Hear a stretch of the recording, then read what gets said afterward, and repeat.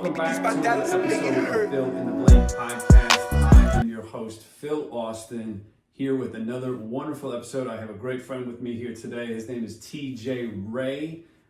We have known each other for quite a little bit of time here in Pennsylvania. He is a worship leader at our church that we go to. He is a very talented musician, artist. He's recently dropped a new novel. He's recently dropped a book, authorized a book that he put together. So welcome to the show. Thanks for having me. It's my first podcast guest spot, so.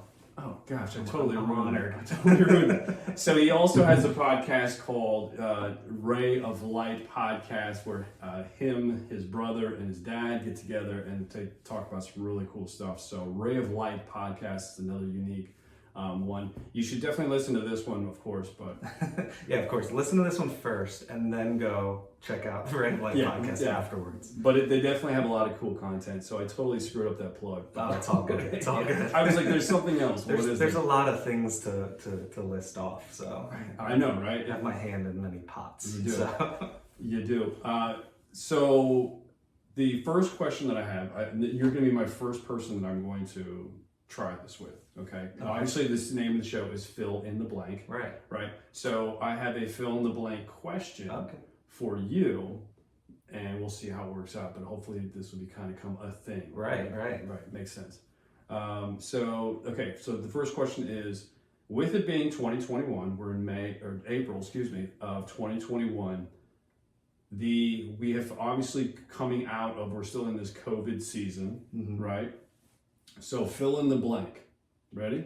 I'm ready.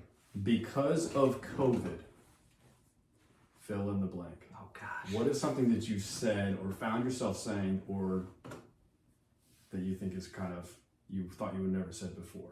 Right. Man, a lot of things flooded to my mind.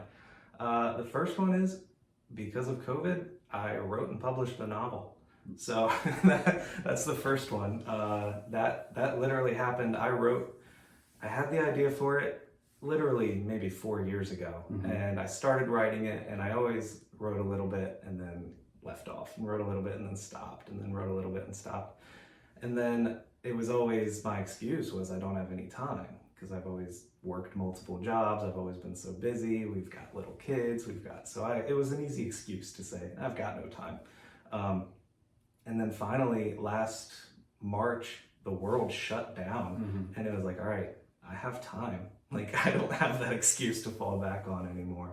So that's the first thing that popped into my mind was, because of COVID, I finally finished my novel, which I don't know if you're looking for a positive answer. But no, that's fine. I'm going to just try, I'm just going to try this out. The funny thing was yesterday, and this is where this question came from for me, I bought a bike yesterday, a road bike, because I want to start kind of training for doing triathlon kind of thing, maybe. So I needed a bike, and I needed a cheap one, so I found a guy.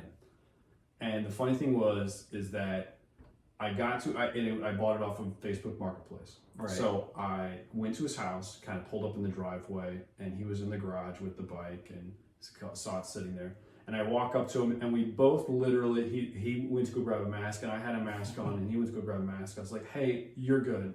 And he's like, he raised his hands up like don't he had just don't shoot, shoot, like he was in a bank and a robber just kind of came in and he put his hands up, and I did the same thing because he did it. And he says, well, I'm vaccinated. I said, well, I'm vaccinated too.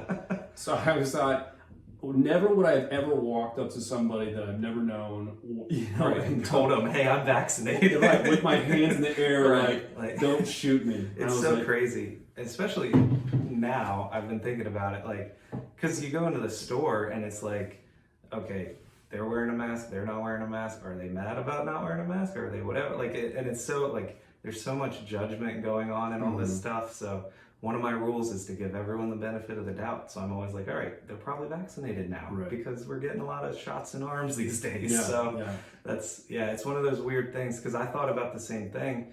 I'm the worship pastor at our church, and something that, a lot of times in between songs you need a drink, but you forgot your water bottle. So you reach over to the guy who's next to you and say, hey, can I have some water? That's unthinkable now. Right. A couple years ago, I would just take a swig from someone else's water bottle and not even think twice about it. And now that sounds so disgusting. Right. You hear the gasps in the room, like what? you just smacked a child, Yeah. you know, that would so just funny. kind of stole some candy out of their How hands. quickly that changes. Because of COVID. Right, exactly. No, that's a good one. Yeah, nice. So that's a good fill in the blank question. Yeah. Awesome. So you did author a book, which is called The End of All Things. Yep. I started reading it. It's very cool, by the way. Nice. I got into first. It's a quick read. I mean, it's a quick read for me because I'm reading other books that, you know, each chapter is like 25 pages. Oh, yeah. Yours is obviously a little bit less on.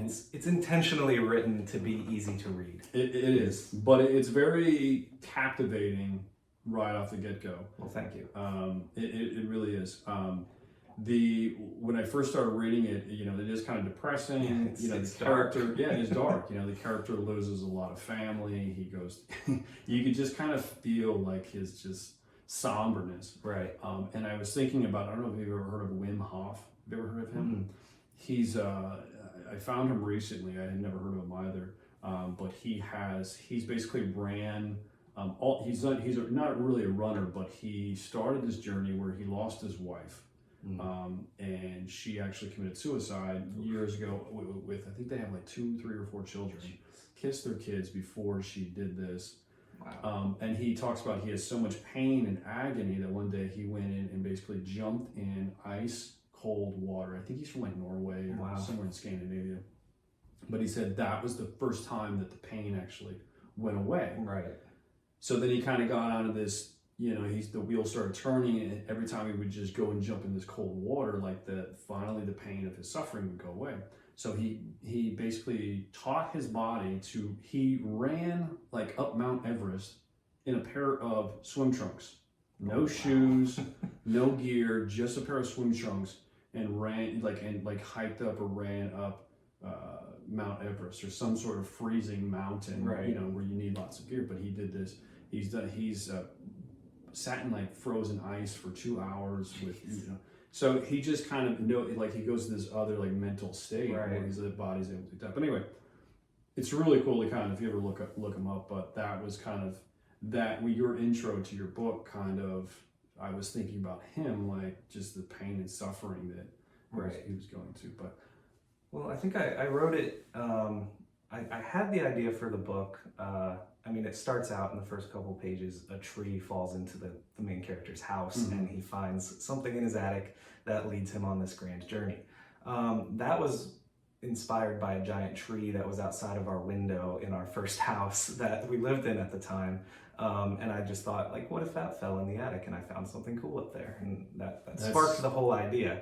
And then I started writing it and I couldn't figure out where it was gonna go and how it was gonna go. And then my wife, her mom had MS and she passed away, I think 4 years ago now. And then 2 years after that, her dad was diagnosed with cancer, and 6 weeks later he passed away too. So we experienced a ton of loss and a ton of tragedy in a very short amount of time.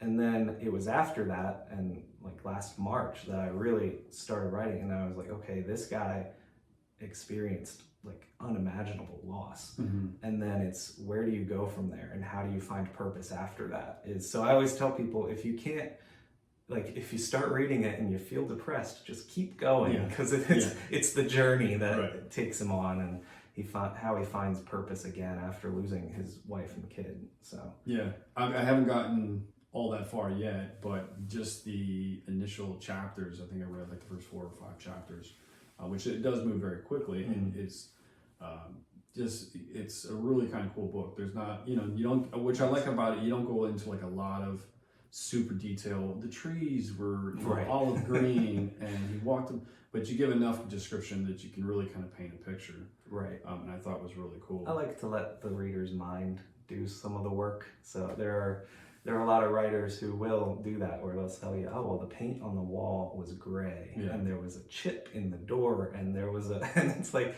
I don't need to know this. Like, just tell me what's happening. And that's the thing. Like, my goal was to write for people who don't read fiction specifically, because I don't have time or I don't have whatever, or it's not worth it. I should read something else. And I was like, okay, so I'm going to write a book that moves very quickly, short chapters. Got to get that dopamine spike every time you finish a chapter. And it's those are my favorite reviews. Is when someone's like, I don't normally read fiction, but man, I flew through your book. That's where I'm like, all right, mission accomplished. It's the TikTok version. Exactly. Of reading novels. Yeah, that's great.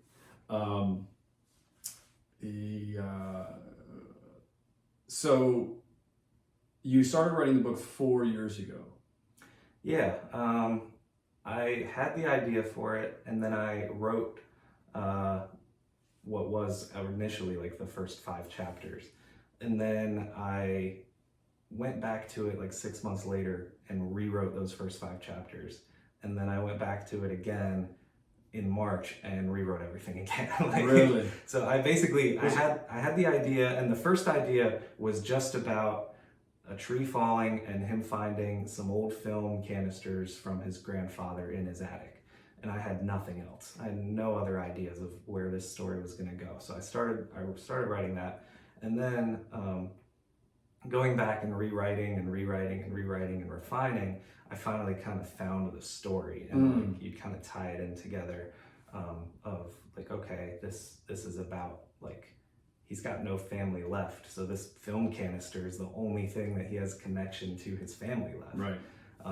So that's kind of where the meat of the story ended up being. Was we went through all this loss and this tragedy, and it's like, okay, now we're trying to find purpose in this and trying to find purpose in real life in what's been going on. Yeah.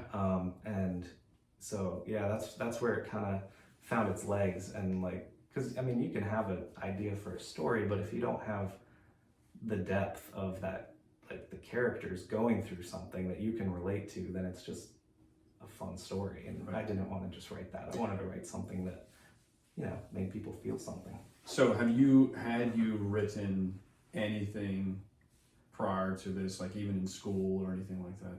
Yeah, I've always said that I wanted to be a writer. Like that was always, when anyone asked, what do you want to be when you grow up? It was a writer since I was really little. So I've always written stuff. And the first time I realized like, oh, maybe I can actually be a writer was I was in college in a creative writing class, and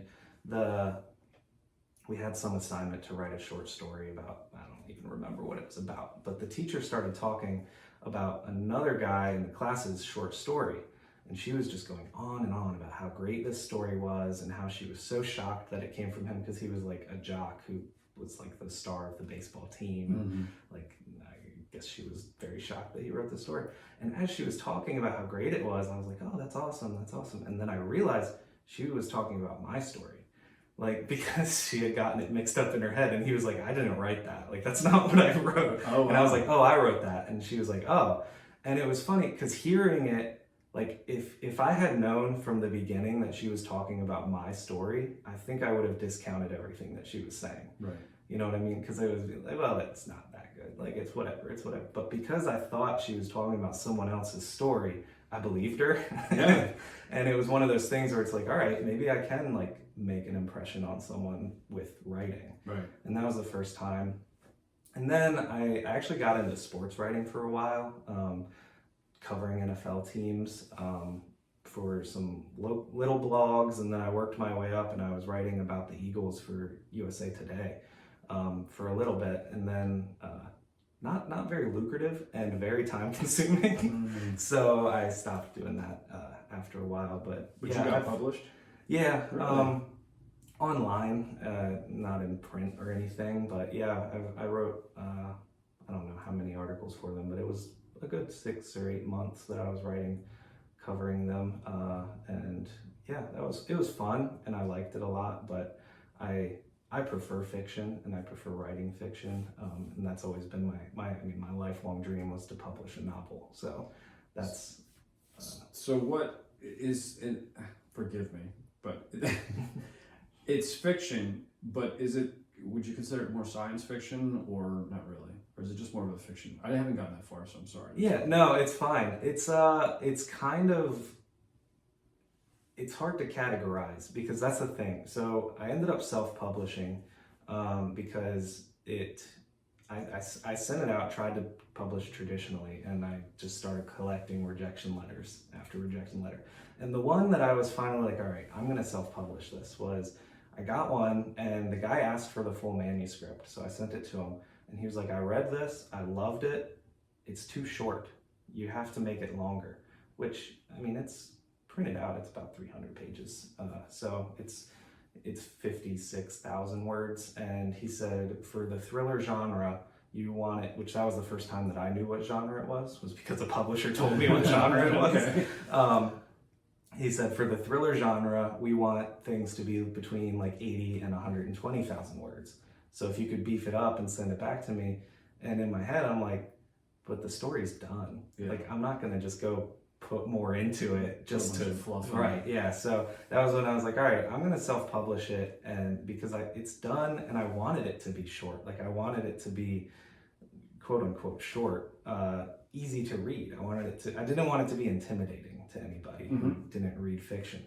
So that was when I was like, all right, I'll look into self-publishing and figure out how to do that. But yeah, I guess it's a thriller technically. Okay. I mean, yeah, like I said, I haven't gotten far into it, right? So yeah, I'm sure it'll change for me. Oh, Initially reading it, but what was I going to say?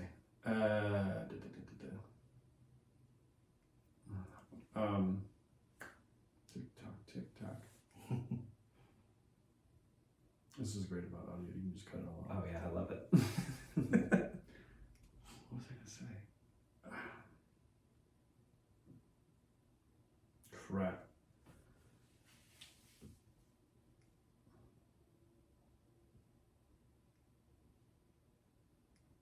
It'll come back to me. I don't have to interrupt you again. The publishing. Okay, yeah. And B.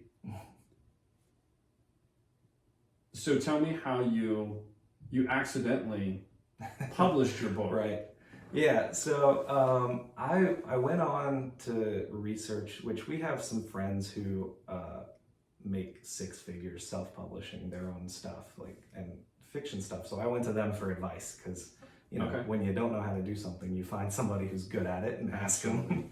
So I went to them for advice and picked their brains and took all their questions and then accidentally completely ignored it all because it was all well, you want to write multiple books before you publish the first one, so then you have one to sell once they finish the first one, and you want to do a pre-order and get some hype built up and whatever. So I was just setting it all up because there's a lot that you have to set up. You have to put all the ebook files together, make sure they look good, get the print files together, make sure they look good. I mean, ton of editing, ton of making sure everything's perfect and every dot is right and there's no weird lines and all this stuff. And then, so you go on Amazon and you set up the book, and there's an option, once you're done setting everything up, you can save as a draft or save and publish. And I guess I clicked save and publish instead of save as a draft, which my goal was to publish it in a month or two after that and have a pre-order and get some hype built up around it. But then a couple days later, I got an email and it said, your book is live on the Amazon store. And so I did some research and asked some people, and I guess if you publish and then unpublish a book, then you can never get on the new charts again, which is usually how you get most of your hype built up at the beginning. Right.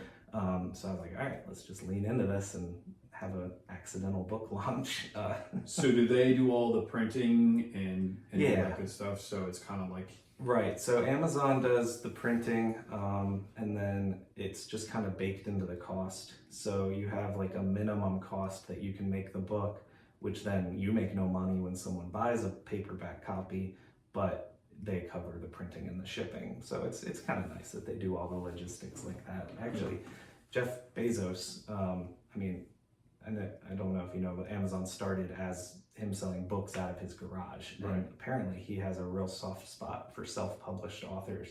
So they make all kinds of free programs on Amazon, and it's free to go on there. I didn't have to pay a cent to put my book on there to do it, which is pretty cool. They're a huge company and a lot of people have a lot of problems with them, but there is he definitely has a soft spot for self-publishers. So cool. Yeah, it's pretty sweet. So so Amazon is, you can go onto Amazon and basically there's your book, there's you have reviews and all that good stuff.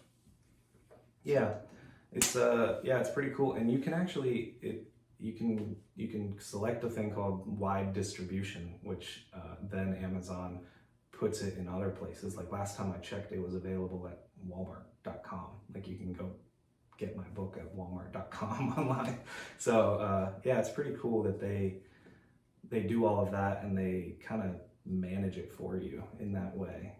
So all you really have to do is try and market it yourself. So have you gotten any feedback? Like obviously you have your friends and families that are kind of like, oh, that's great. Right. Yeah. Thanks, Mom. Yeah, that doesn't count. Yeah. No, but like, have you gotten any feedback in any way, shape, or form of like someone that may have read it or that's just kind of unique to you? I'll tell you the two that really stuck out to me, because you get your friends who say like, oh yeah, this is great, and like that's nice, but it doesn't feel like it counts because like they have to be nice to me. Right. So the first time that I was like, okay, maybe this is something, is I guess it automatically went up on Goodreads, which is like a social media site for book nerds. And someone that I don't know that lived in some random country, I forget which one, put a review on there that it was like captivating and kept them glued to the edge of their seat and all this stuff. And I like searched and searched, do I know this person? Do I actually know? Is it like someone pretending? And as far as I can tell, it's someone that I've never met before that randomly found my book that loved it and gave it 5 stars. So that was the first time I was like, okay, that's cool. And then the other thing that just happened last week, actually, someone I went to high school with and then lost contact. I guess we were kind of close in high school, but not really, like a couple same classes, same friend group, but not like super close. Haven't talked in 10, 12 years. I guess she saw me post about it and she read it and then sent me a real nice message about it. But then last week, which was like 2 months after she read it, she does art and she made fan art of a particular scene that happens in the book. And that I was blown away, because it's like, cool to create something out of nothing, and then somebody who read it 2 months ago is still thinking about it and then spends all this time creating art about it. Like that was like, oh wow, that's a success in my book, no matter what. Like that's awesome. So I went to school at Cal State Fullerton for radio, TV, film, and I actually gravitated towards the writing side, script writing. Okay.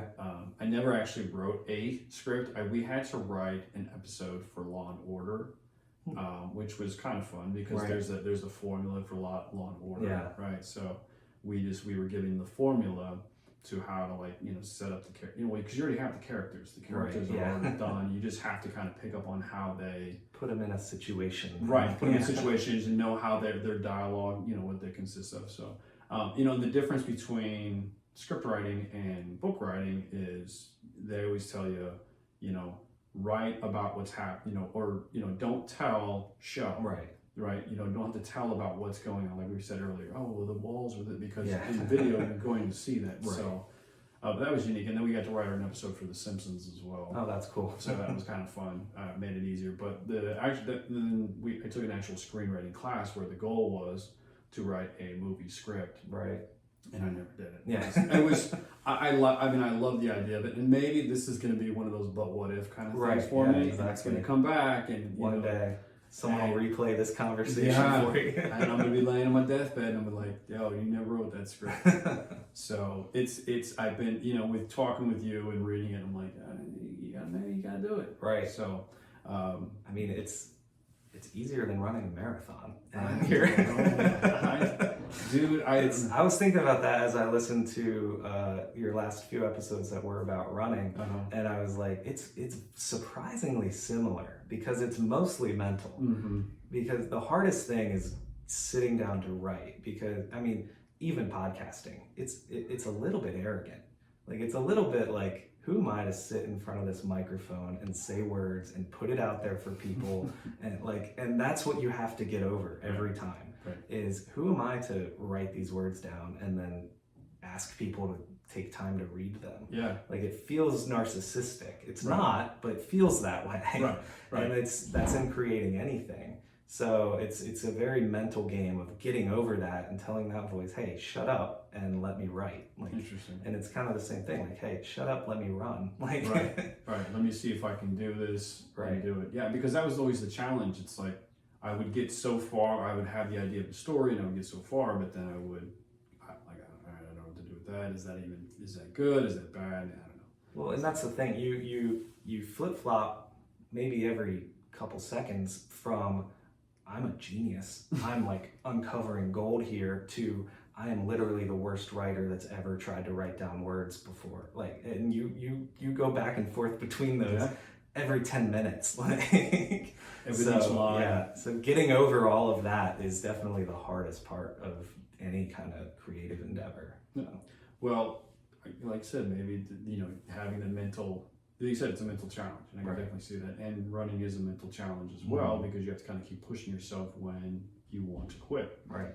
So, yeah. Yeah.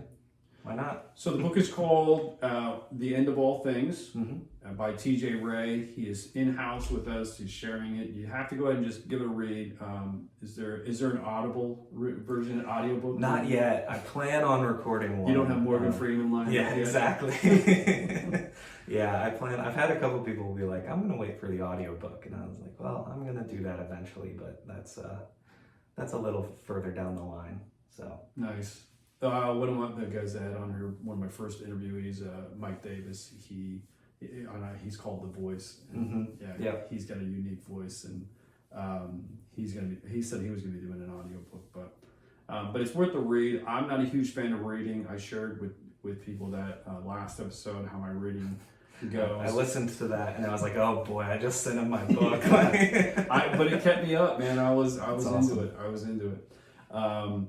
But it is a really good read, and it is an easy read, which was great, and it kept me engaged. Like I said, usually by chapter 1, page 1, I'm out. Awesome. Thank you. I got all the way, I think, to chapter 5. Nice. So nice. In one read. Yeah. So that was definitely good. It definitely was entertaining. So TJ has the podcast again, Ray of Light. We got some special questions here that I'm gonna throw at TJ. I think this is gonna be kind of cool, but we'll find out. It could be lame as all get out.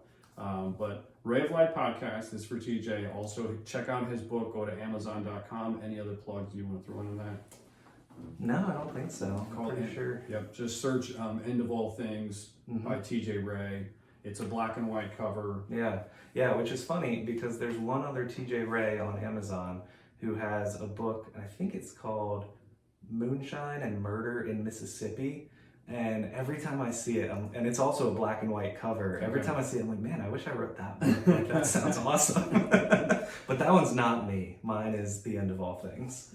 So before we go to the questions here, one that I have lined up for you.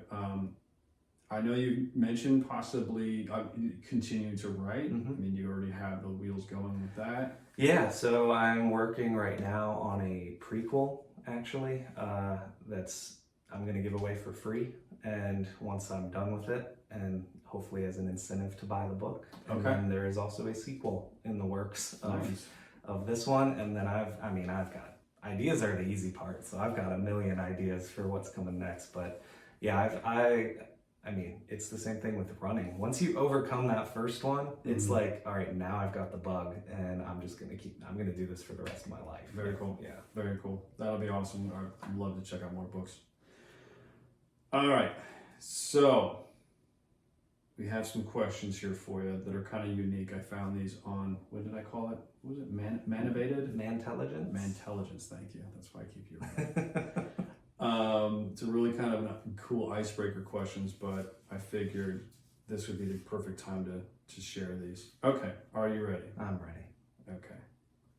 First question is, you find a book and begin to read you begin to read it only to discover that it is about your life. You get to the point that you are at now in the book. Boy. Do you turn the page knowing that you will not be able to change the events to come? Right. I saw where that was going. Okay. I've thought about this before in the context of which this is a picture into where my brain goes when it's just wandering around. Dangerous place in there. And I've thought about it in the context of I think there was a movie actually that had it, where you would have like a clock on your wrist that would count down to when you were going to die. Yeah, it had Justin Timberlake. Yeah, I think it was Justin Timberlake. Yeah, Just in Time. I don't know. Just in Time. Yeah, something like that. Yeah. But I've thought about that before, and I don't think I would want to know. Like, I just think that it would, I don't know. It would probably stress me out more knowing, like, okay, that's how much time I have left. Like, I'd rather be surprised, I think. Well, also, let me go back to the questions. You will not be able to change it. Right, exactly. Which is kind of... If I could change it, I would read it and be like, all right, I got to avoid that. Right, that's true. But knowing that I can't do anything about it, I'd rather... It's like, would you rather know the end of the movie before you start watching it, or would you rather be surprised? Titanic. Which I'm sure some people would want to know the end. Like, it would probably give them some sort of peace. But I think for me, like, even if it was great, if it was like, all right, you're considered the next Ernest Hemingway and like the great American novelist. Like, I don't think I would want to know that before it happened. Right. So, yeah. Well, you go through the bumps and bruises of life, and that's what makes you where you are today.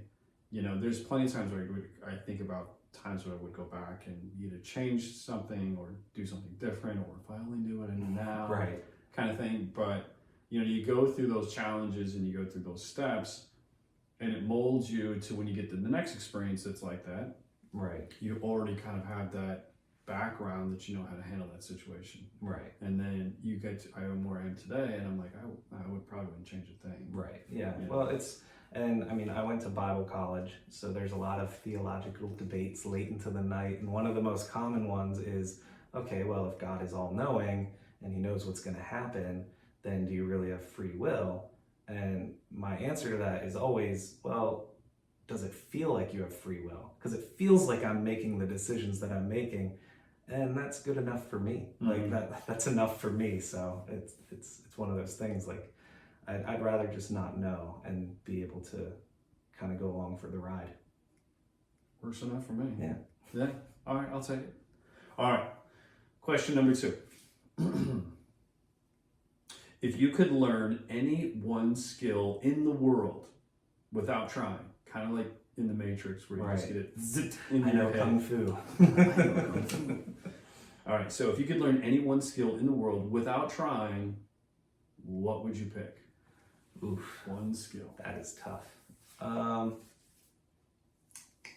Let's see. So, like you said, I am a musician, and I think, like, just being able to pick up an instrument and like be a master of it would probably be my answer, because I'm sure there's other things that I could help people with, brain surgery or something like that. That's less way to be all about music. Right, yeah. Well, no, it's so I can share the gift with the world. Right. Show how dope of a guitar player. Yeah, exactly. No, but it's because there's a piano sitting right here. It's the first thing that came to mind was to sit down at a piano and just play like Beethoven. But I think that would, because obviously as a worship pastor, I'm always thinking of music. I think music is a gift from God, and it's something that's very, very important to me. And I've been playing guitar since I was 16, so it's like 11 years. Before that, I played bass since I was like 11. And I'm still nowhere near where I would want to be. Like, it's one of those things that you're always getting a little bit better at. Yes. And it's another one of those things where there's always going to be someone who's better than you. And that can get a little discouraging, because it's like, I'll go on YouTube and down a rabbit hole and end up watching like an 8-year-old kid playing guitar like Slash. And it's like, well, that just makes me feel like crap. He's 8. Yeah, right. He's a prodigy, and I've been doing this for over a decade, and it's like I'm nowhere near that good. But it's just one of those things. You just keep trying. Like you can only compare yourself to yourself yesterday. So that's the first thing that came into mind, and maybe it's because I'm like actively trying to get better at some music stuff now. And it goes through those same mental periods of like, man, I am terrible. I am the worst guitar player that's ever, like, why am I even trying to, like, okay, no, I got it. Like, I'm actually getting better here. Like, it's a mental game. But that's the first thing that came to mind. So maybe that's a little selfish. I don't know. So I learned something not too long ago. You mentioned Beethoven, and this is totally going down a rabbit trail. But did you? I heard a story that his last performance that he conducted, that he actually went deaf. He actually was deaf by early. He only lived to be like 52 or something like that. But by the time he was 30 or something like that, he was pretty much completely deaf. Right. Yet he still wrote and composed. And his last, and I was, this is kind of a cool story. It follows along with my, telling people you can do whatever you want to do. Right. But he orchestrated he was the conductor of one of his musical pieces that he put together. And they said he was only off by like a beat or two towards the end, but like they got through it. Right. Even though he didn't hear a single note. Completely deaf. Completely deaf, but just looking at the music and knowing the tempo just kind of led it all the way to the end. And they said, obviously the conductor had their back to the crowd. And he was what, 1700s, right? Yeah. Somewhere. Had his back to who he's performing to, and they said one of the players or whatever, got up right up on stage, turned him around so that he could see the standing ovation that he was receiving for that. And I thought that was pretty cool. Yeah, I've heard that if you listen to his discography, isn't the right word because they didn't have discs back then. His body of work, I guess. Right. Yeah. His Michael Jackson trilogy. Yeah, exactly. You can hear it get progressively louder and more intense because as he went deaf, he had to keep playing harder and harder to hear himself. Oh, really? And then eventually there was a point where he was almost completely deaf and he would hear his music by playing so loud that he could feel the vibrations from the piano. So he would get really big pianos so that he could feel it and know, okay, that's going to sound good. And yeah. He could feel the vibrations. Right. Yeah, it's crazy. Beethoven had that jam way back then. He was Daredevil on the side. Awesome. All right. Next question here. What historic figure... This is kind of dumb, but I think it's hilarious. What historic figure would make the worst ghost to be haunted by? The worst ghost. Huh. Well, here's the first thing that popped in my head was Abraham Lincoln. And here's why. Because Abraham Lincoln, we all think of Abraham Lincoln, like 87 years, and that was kind of a JFK. No, well, but yeah. We think of him as like authoritative and with this, the Gettysburg Address, and he was widely considered the best president we've ever had, and all this stuff. But apparently, he had a notoriously nasally and whiny sounding voice, and which I don't know if you watched that Lincoln movie that was like 8 hours long. Yeah. And everyone was complaining about the way that he talked, but it was actually accurate. Like he was really soft spoken, really nasally, really high pitched, and just generally sounded kind of weird. And so if he was a ghost, he wouldn't be like, boo. Like, it would be like real nasally and whiny. That's not scary. Yeah. You're like, dude, I'm trying to go to sleep. Right. I've got to read you the inscriptions. Yeah. That's funny. I'll take it. I'll take it. I honestly, I don't even know who would. I'm sure if I thought about it long enough, I would, but I can't complain. Right. Yeah. All right. Okay. If you could ask your future self from the year 2050, okay, one question, what would it be?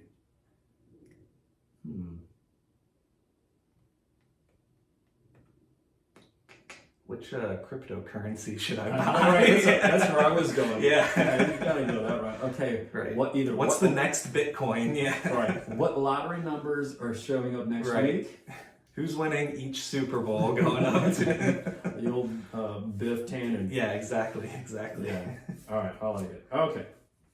Next question. Would you accept $30,000 week job offer? Okay. would you accept a $30,000 a week job offer where you get paid to sit in a room that is pitch black and do nothing for 8 hours a day? Absolutely. Yeah. Yeah. Easy. I would stay up all night. I wouldn't even need the money. Like, I would, you're not gonna pay me today. Yeah, I could easily do that because I mean, I've always lived in my head. So even when I was a kid, if I was bored in a restaurant, I was doing something up here. And they called me wildly imaginative. And does that mean you were slow? No. What it really meant was I had anxiety because I would imagine scenarios constantly. But yeah, I could sit and do nothing for 8 hours for any amount of money, just because I can go there. Yeah, I can easily get into that meditative state where it's like, all right, that wouldn't bother me. Yeah, I always think about from Shawshank Redemption, Mm-hmm. you know, where he's in the hole. Right. He's like, no, I had the music in my head. Right. I was like, I hope I could do that. You know, not that I'm planning on going to prison and Yeah. being in the hole at any time in my life, but I was like, I guess I would have to kind of, maybe I'll have to start listening to Mozart or Beethoven. Yeah, just exactly. in case. Yeah. All right. Okay. If you were the president of the United States, what would you do your first day in office? Oh boy. That is an interesting question. Thanks, I didn't come up with Yeah. Let's see. How many people can I offend by... Go ahead. What's the easiest thing I could say to offend the most amount of people? No, I've actually always said that if I were to run for office, my platform would be entirely built on eliminating daylight savings. That's it. Yeah. Yeah, I've said that. Absolutely. I'm going to eliminate daylight savings in America. I hate it. Let's start the polls. You got tomorrow. my vote. Yeah. Anybody who runs on that platform, I am 100% in. Yeah. Because it messes me up. Like, I am super susceptible to jet lag and all of that, and like that 1 hour just ruins my next 2 weeks. So well, it like the daylight savings thing, it just drives me nuts. Okay, so originally it came into play back in like the 30s or something when the farmers needed more daylight hours to get to the bank. Right. That was in the 30s, right? Exactly. They had, you know, so that was, and then they did it again. I guess I don't know if they reverted back or whatever, but then they did it again back in the 70s where they were worried about the energy crisis, and so they thought that they would save more energy by extending the daylight hours and yada yada yada. But then they found that it didn't work. Like it didn't really save any energy and didn't, you know, wasn't anything different. People just still went about their lives. Right. So I'm like, why in 2021 we have the internet, we have, you know, different ways of consuming energy. And farmers have, everything's motorized now. Like and there's one, I think Arizona doesn't even do it anymore. Like, so you're in Arizona and you go to like New Mexico and you're an hour different, like on certain days, and certain days you're not, like certain days of the year. So yeah, it's one of those things, and nothing bothers me more than a rule that makes no sense. Like, so I 100% with you. Well, and even now in COVID, you know, COVID times, right?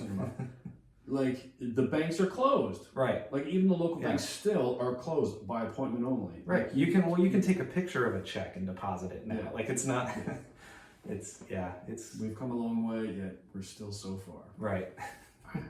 I would do anything else you would do as president your very first day. Oh gosh. We know what your platform would run. Right. Yeah. Daylight savings. We know daylight savings would be a platform. Yeah. Yeah. I don't know. That's a tough question. One, because I don't actually really know what all the president is allowed to do and change. Because I know Congress has to get involved, and there's all kinds of things like to make laws and rules, and you can do executive actions. But that's one of the things that I've thought about over, like, the president gets blamed for a lot of stuff. Sure. And I don't, like, how much does the president have to do with gas prices is my question. Like every time I see it, it's like, oh, it's $3 now. Like I remember back when Obama was president, it was always thanks Obama. Yeah. And so I don't know, they get a lot of credit when things are good and they get a lot of blame when things are bad. And it's like the quarterback scenario, like the quarterback on the football team takes all the blame and gets all the glory. But in reality, there's 24 other people on the team. Mm-hmm. So all that to say, like, I'm not sure what you're actually allowed to do as president. But yeah, I don't know.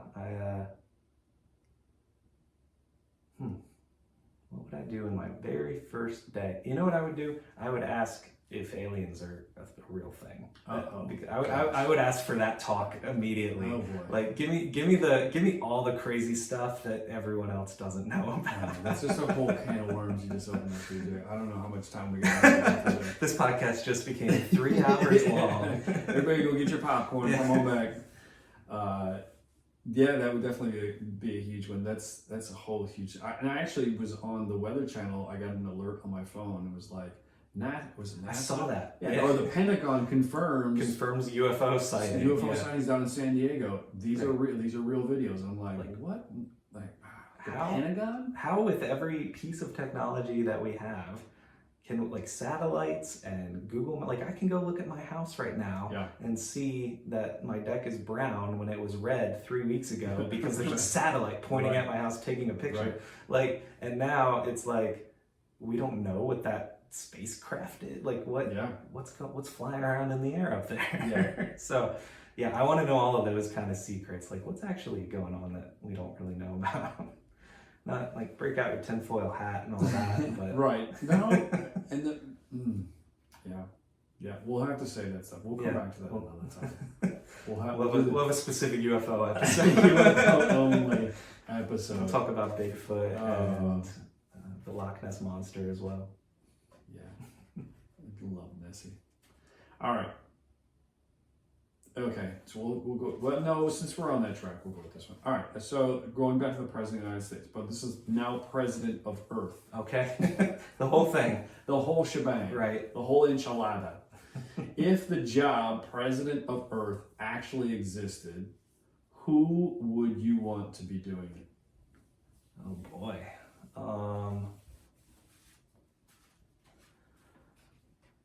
Matthew McConaughey. Oh, okay. Maybe. Yeah. I'm trying to think of somebody who can just calm everyone down. Morgan Freeman. Yeah. Would probably be. Someone with a calming voice that's easy to listen to, because I've always said nothing would end all of the conflicts in the world like an alien invasion, because we'd all come together as humans against the alien. Would we though? Like, would we be trying to kill the other team underneath the bus? Like, yo, bro, hey, look, we'll tell you where they got all these stuff. Yeah, that was Russia. That was all Russia. I mean, they're the bad ones. I try to be optimistic, and I thought it's funny talking about COVID times. Like I was just talking about this the other day with someone. There was maybe 2 weeks where it felt like everyone was on the same page. Like, all right, let's. Well, that's because we only thought it was going to. We only thought it was going to take 2 weeks, and then we're like, wait, you mean what? That we're still going to be doing this a year from now?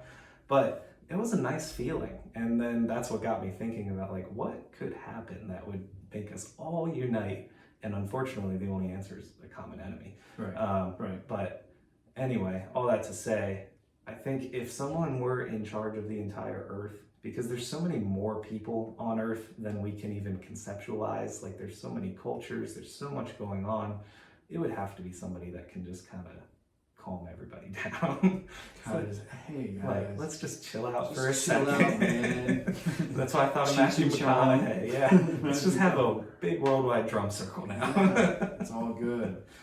You guys over there just kind of like screwing everything up. Just relax. Come on over the circle. Because I almost said like The Rock, like Dwayne The Rock Johnson. Who doesn't love The Rock? Right. But he might be a little aggressive for presiding over the entire planet.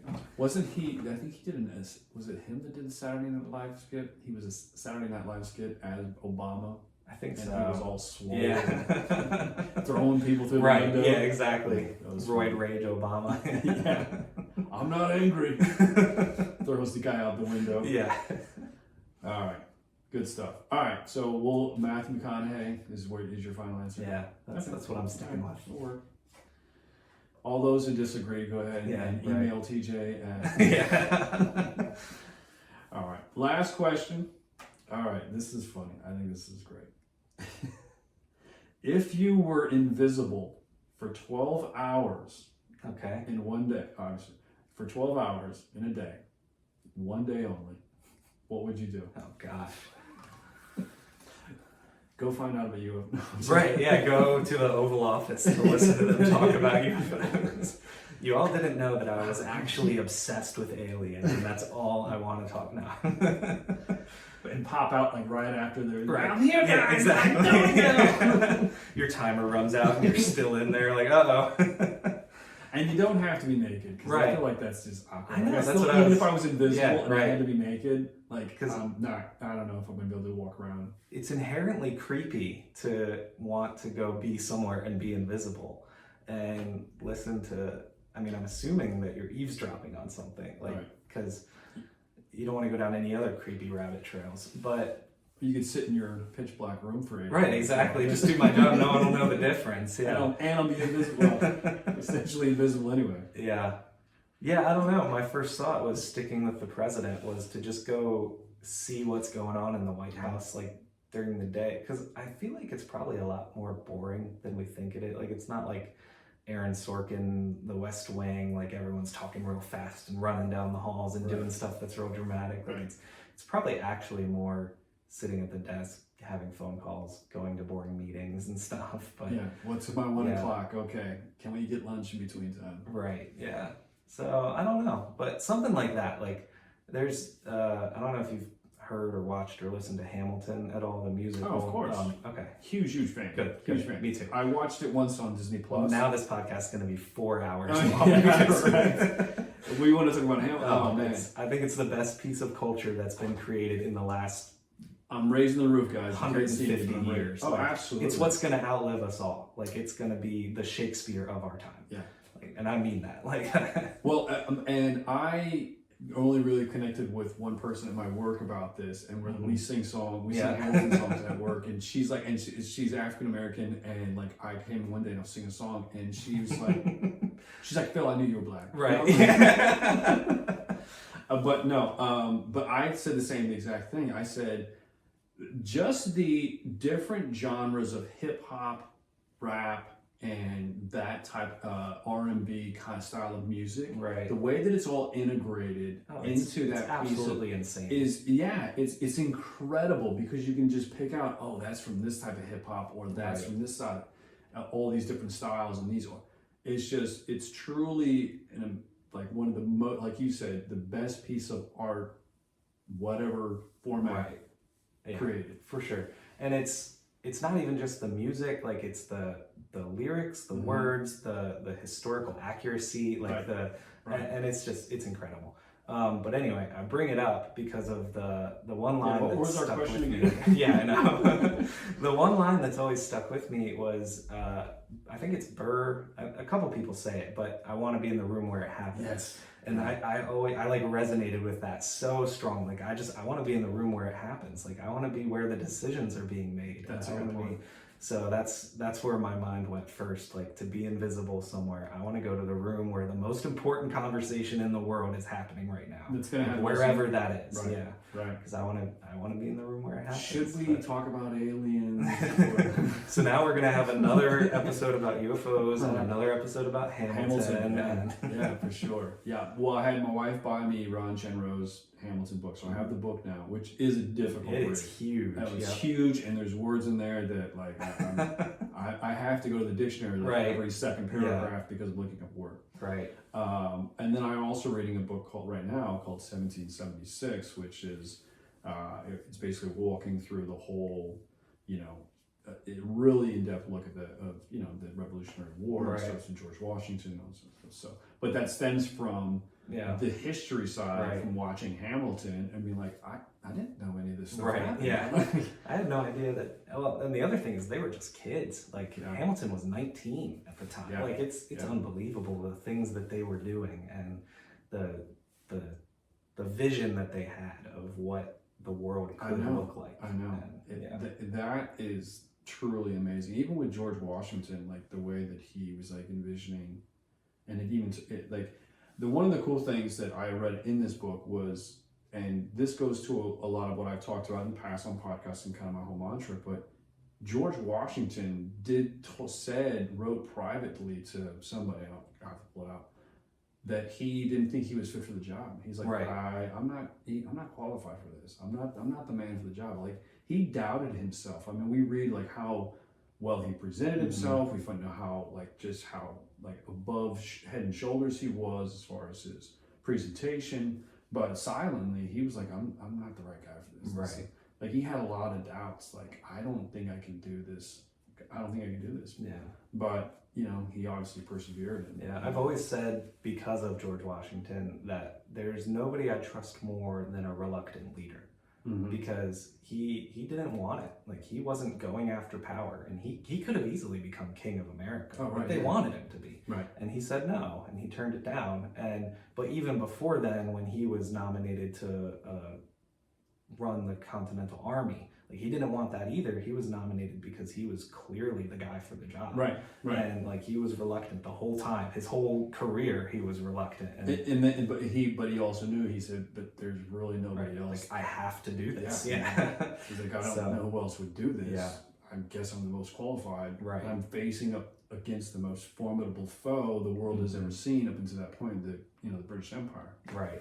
So yeah, it's truly incredible to see and to learn about. And I did the same thing after, because I had listened to the soundtrack, and then when it went up on Disney Plus, I watched it, and that was like a whole other experience actually seeing it, because there's a lot of choreography going on at the same time. Like, it's unbelievable. Yeah. But I did the same thing. I went out and bought the Hamilton book, and I bought a book called Angel in the Whirlwind, which is about the Revolutionary War. It's kind of written in a narrative sense, so it's easier to read than some of those historical books. But it's really cool, and it's from a quote, I believe it was Thomas Jefferson, maybe fact check me on that, but it was about how what they were doing was impossible. They were going up against the British Empire, and he said, but stuff keeps lining up and stuff keeps happening, and it feels like there's an angel in this whirlwind guiding us, and we just have to keep following it. Like, and that's so, and obviously they won, so spoiler alert. Yeah, spoiler alert. Is that what happens again? That's awesome. Yeah, it's a great. I watched it the first time I watched it. I was kind of like, "What is this? What is?" I have to say that it was more than what I anticipated to be. I thought it was going to be something different than what it was, and when I watched it, I was like, "Whoa, this is completely not what I thought it was going to be." And then I actually had to go back and rewatch it again. Because they're so fast in the beginning. Everything's moving so fast. And I've heard people say, like, it's just too fast for me. Right. But it's so fast in the beginning that I had to go back and watch it again to kind of understand more the characters. And the more that I went back and watched it again and again and again, it just became more, just like the characters just, really kind of pop off even more. Right. I always recommend watching it with subtitles because it's so easy to miss what they're saying. Right. But if you put the subtitles on, then you can actually keep up with it. But yeah, like you said, it is really fast. But man, I could talk about Hamilton all day long. I will have to say so good. That's so cool. There's so many little things. I'll plug another podcast that I'm not related to at all, called the Strong Songs Podcast, where this guy, Kirk Hamilton, who's an awesome musician, and he breaks down songs, and he has an episode about Hamilton, where he breaks down what's her name? Angelica Schuyler, and the Schuyler sisters, and he breaks down like their melodies and how they, like, even the melody that they sing their name in is like opposite to Hamilton, and like the notes match up but in opposite ways, and they come together, and like it goes down to the very notes of the song that are telling a story of how they're connected, and that but opposition, and it's just so like it's so deep. The whole it is. Like you can just watch it every time and pick up on more stuff. I mean, even the whole message, the top song is "I'm not throwing away my shot." That's what I was just gonna say. And it's like he's not okay. He's got building his whole life not to throw away his shot, like not kind of keep pushing, and then at the end he throws away his shot throws because away it's his the right shot. thing to do. That's right. I'm getting goosebumps right Yeah, now just I know, thinking dude. about I it. know. Oh, people are gonna be like, okay, losers, stop talking about Hamilton. musical. But it's one of those, I was talking about this to someone the other day. All of my favorite stuff, like favorite movies, favorite books, favorite even like video games, whatever, cannot be described. Like you cannot accurately describe what Hamilton is because it's not really a musical. Like it's an experience. Like you say musical, I think The Sound of Music. Like I think something like that. Like okay, most people think it's lame, but it's not. You just have to see it. Like it cannot be put in a genre. It cannot be labeled. Like you just have to experience it. Yeah. And I think it's partly because it's not the atypical musical, number one, because of the music style, Right.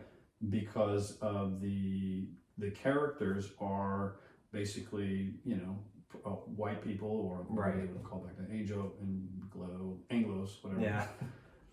The Wasps. Yeah. But you know, it's done by people of color. Right. You know, and it works so well. It works so well. And I think that's why when I walked into it initially, I was like, what is this all about? What am I going to watch? Right. What is this? You know, what politicalness am I getting from Yeah. But it totally wasn't about that, and it worked out well. Blew my mind. Yeah, for sure. All right, I think we're going to wrap it up. All right. Cool, man. Once again, I have TJ Ray here with Ray of Light Podcast. He also has his book out at Amazon.com called The End of All Things. You can find his book there. You can listen to him, his dad, and his brother talk forever on their podcast called Ray of Light. He's also a wonderful musician and artist locally for our church. He's very talented. But I thank you for coming on and hanging out with me and talking about all kinds of cool stuff. Thanks for having me. Absolutely. So if you guys have any questions for me, I would love to hear from you. Again, fillintheblankpodcast.com, simplecast.com, fill in the blank podcast on Facebook, Twitter, all your local social handles there. Reach out to me if you have any questions. I'd love to hear from you. I appreciate everybody listening to this episode again. Hopefully you got something from it, and we will talk with you. We will talk with you soon. Thank you so much again.